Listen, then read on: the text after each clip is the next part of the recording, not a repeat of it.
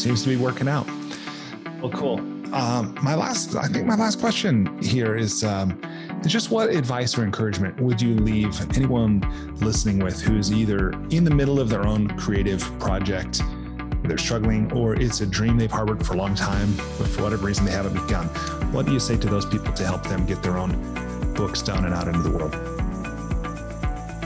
If you want to be a writer, and you're new at it, my all-purpose piece of advice is to write about something you're not personally invested in. Because if you're new at this, it's really hard to separate. If you're writing about something that's close to you, and everybody says write what you know, and you should write what you know, but it's difficult to write about things that you have strong emotions about, because it's hard to figure out whether those things are compelling because they're yours, or is there some universal that you can tap into that would be compelling to other people.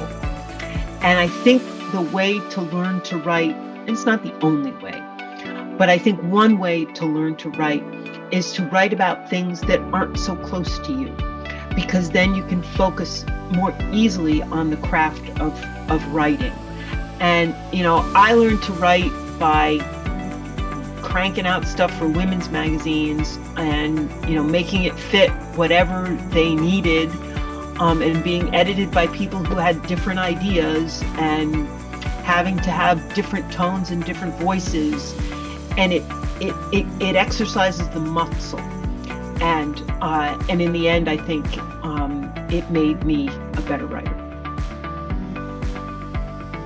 Please enjoy this conversation with my friend, Tamar Haspel.